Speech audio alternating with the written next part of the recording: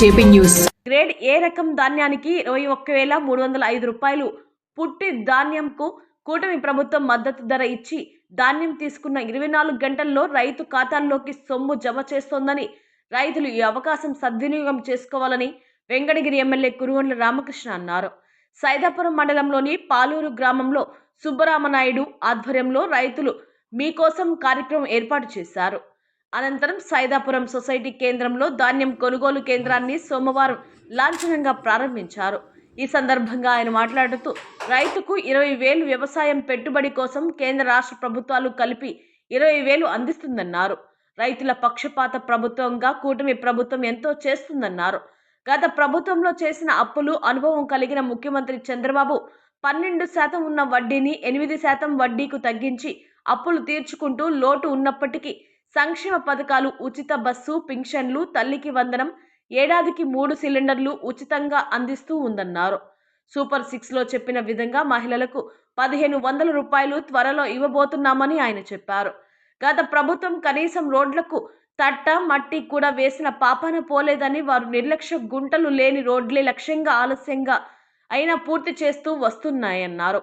యువనేత నారా లోకేష్ బాబు యువగలం పాదయాత్రలో ఇచ్చిన మాట ప్రకారం యువతకు జాబ్ నోటిఫికేషన్ విడుదల చేసిందని, త్వరలో ఉద్యోగ అవకాశాలు కల్పించబోతున్నామని ఆయన చెప్పారు. చెప్పిన వాగ్దానాలు నెరవేర్చుకుంటూ అభివృద్ధిని పరుగులు పెట్టే విధంగా కూటమి పాలన దృష్టి పెట్టి పనిచేస్తుందన్నారు. ఈ కార్యక్రమంలో సొసైటీ అధ్యక్షులు Ammineni Subrahmanyam Naidu, TDP mandal convener K Subrahmanyam Raju, Pemmasani Dilip Naidu, Medikonda Ramanaiah Naidu, Pemmasani Bhaskar Naidu, Pamuluru Srinivasulu Naidu, KP Raju, ADA Sridevi, MPDO MB Mohan Reddy,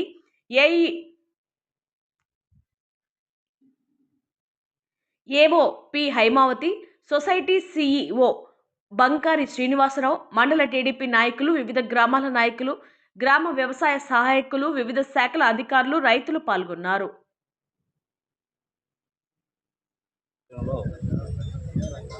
ధాన్యం కొనుగోలు కేంద్రాన్ని ప్రారంభించడం మన ఎమ్మెల్యే గారి చేతుల మీదుగా ప్రారంభించడం ఎంతో ఆనందకరంగా ఉంది.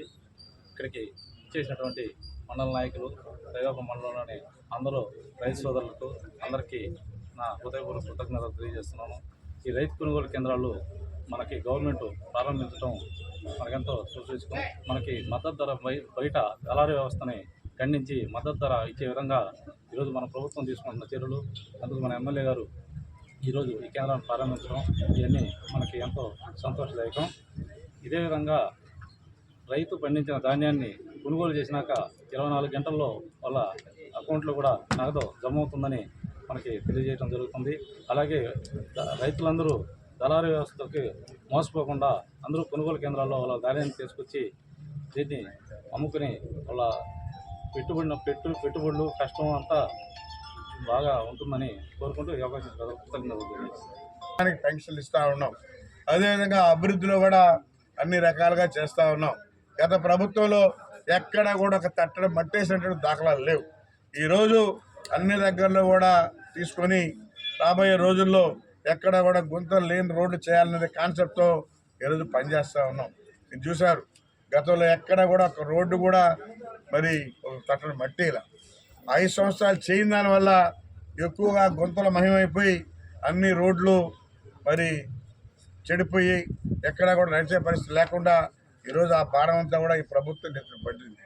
అదేవిధంగా ఇంకో రకంగా చూస్తే ఆర్థికంగా అన్ని బ్యాంకుల్లో కూడా ఆయన త్యాను బ్యాంకులు లేదు, కట్టలేదు. కాబట్టి ఏ బ్యాంక్ కూడా దగ్గర కూడా రానిచ్చే పరిస్థితి కాదు. మళ్ళా ఈరోజు మన ముఖ్యమంత్రి చంద్రబాబు నాయుడు అందరినీ కూర్చోబెట్టి ఆయన 12% వడ్డీ ఇస్తున్నాడు. ఈరోజు మన ముఖ్యమంత్రి అందరినీ కూర్చొని వాళ్ళతో మాట్లాడి ఈరోజు వడ్డీ కూడా తగ్గించి 9% చేసి దాన్ని ఇంకా తగ్గించాలని కూడా చూస్తూ ఉన్నాడు. ఎందుకంటే 6 పెట్టి ఈరోజు మహిళా మిత్రులు అందరూ కూడా ఉచిత బస్సుల్లో ప్రయాణం బ్రహ్మాండంగా చేస్తూ ఉన్నారు. అదేవిధంగా ప్రతి ఇంటికి 3 గ్యాస్ సిలిండర్లు ఉచితంగా ఇస్తూ ఉన్నారు.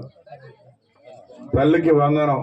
గతంలో ఒక బిడ్డగా ఉండేది, ఈరోజు మీకు ఎంతమంది పిల్లలు ఉంటే అంతమంది పిల్లలకి 15,000 రూపాయల లెక్కన ఈరోజు ఈ ప్రభుత్వం ఇస్తా ఉంది. గతంలో ఒక కుటుంబంలో ఒక బిడ్డకే అన్నారు, కానీ ఈరోజు ఎంతమంది పిల్లలుంటే నలుగురున్నా కానీ నలుగురికి తల్లికి వందనం పడే విధంగా ఈరోజు మన ముఖ్యమంత్రి చేస్తున్నాడని చెప్పని కూడా తెలియజేస్తా ఉన్నాం.